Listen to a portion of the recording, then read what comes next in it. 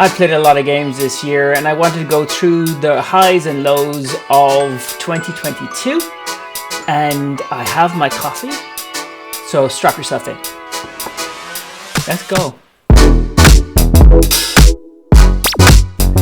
This year was kicked off with Bungie's release of Destiny 2's The Witch Queen. I really enjoyed playing this DLC. I played Destiny quite a bit, and the DLC proved quite a nice distraction from the core issues for Destiny right now.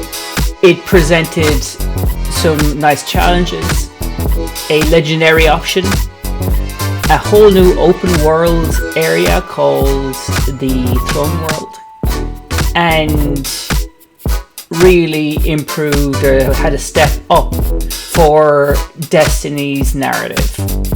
This year the narrative has been the strongest thing for Destiny by far. Otherwise, the seasonal model has taken a downturn. I play Destiny at least every week and I'm not an endgamer, but I enjoy, it's my go-to game, it's my relaxed game. But the seasonal model has proved stale for Bungie, and everybody and their dog has been saying this, and we're waiting for them to take it on board. So hopefully something changes, but the DLC was my best DLC of the year.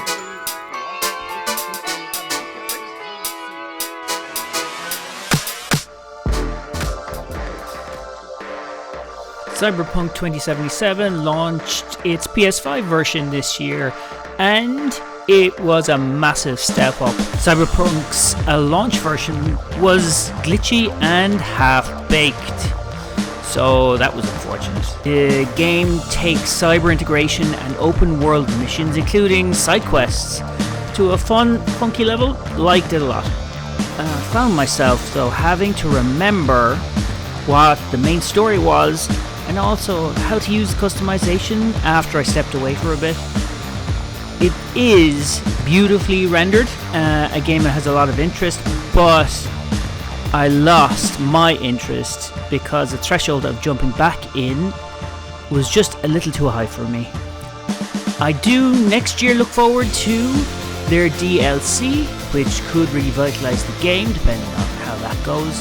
So let's see, shall we? Hades! Downloaded this recently, played a couple of hours of it, got into it, no real story. If you like the gameplay, it is really for you. I like story and narrative. It didn't really drive those, so it's not really my type of game, but still beautifully designed.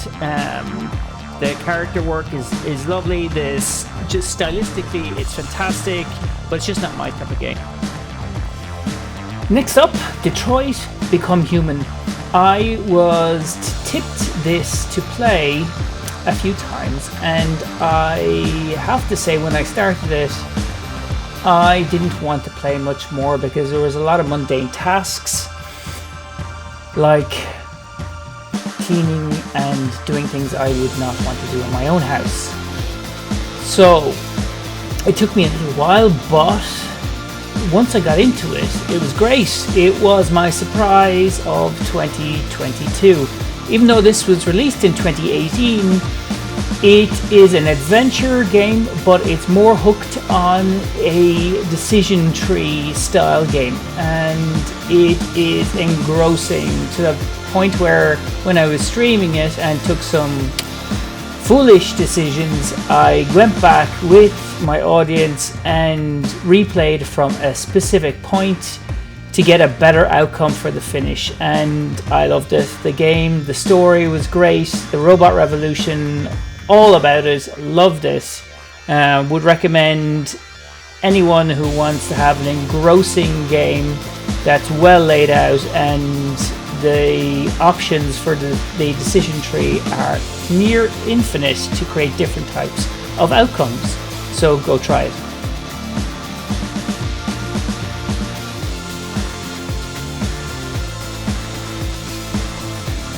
Next, it's God of War Ragnarok. If you don't know this game, then you've been hiding under a rock somewhere, because it has been everywhere.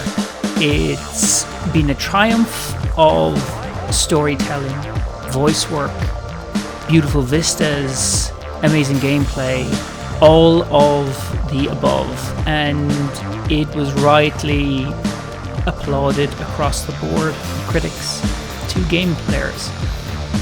I really loved it. I thought the story was the best thing about it. The gameplay was good, but I more enjoyed the expansive story and how long it took. It was one of my favorite games this year. So this would have gotten best story for me, hands down.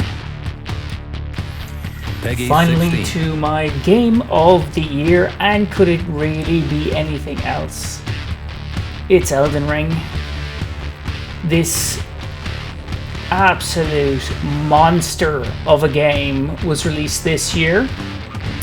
I didn't hear much about it beforehand, apart from the collaboration with George R.R. Martin, and From Software. I've played some of the games before and they'd be just crucifyingly hard, so I knew it was going to be a toughie, so I resisted for a while. But when I started playing this, it blew my mind. It is absolutely stunning, from a beautiful landscape and generally how it presents itself in a kind of soft medieval mystical feel, with a lot of blood and harsh reality stuck in. I got lost in the open world, because this game is quintessential open world with a story that doesn't quite land, because it is so good at the open world component that you can't create a cohesive story if you're given that much freedom in the open world. And this is really, I find this game to be the complete opposite of God of War in a lot of respects, because while this has fantastic open world, the narrative is modularized, so you have modules of stories attached to each area, and you can forget that you're actually in the middle of a story while trying to level up those characters, and those bosses they will whip your ass. I mean, I have had to find some ways of getting around actually going into some of them, and I got stuck at the fire giant. Jesus, they killed me so many times. But it was so engrossing and addictive. I was in there all day, every day, trying to play this and get further and further and further into each land. The story, again, not quite as developed and as integrated as just this open world aspect, but this was an innovation in open world design that I haven't seen ever. And I think this absolutely deserves Game of the Year. Hands down, Game of the Year. Okay, that was my highs and lows, mostly highs really, of 2022. And my top picks for Game of the Year, most surprising, and all those other accolades that mean great things in my head. So if you've followed along this long, I would love to hear what you thought was your Game of the Year. Have you played these games? What did you think of Elden Ring? Or if you're a Destiny fan and you've been very frustrated or super happy, I'd love to hear more. Thanks for staying along for this amount of time, and hopefully I'll produce more of these videos coming up in the future. Have a good 2022, what's left of it, and have a good new year. Signing out.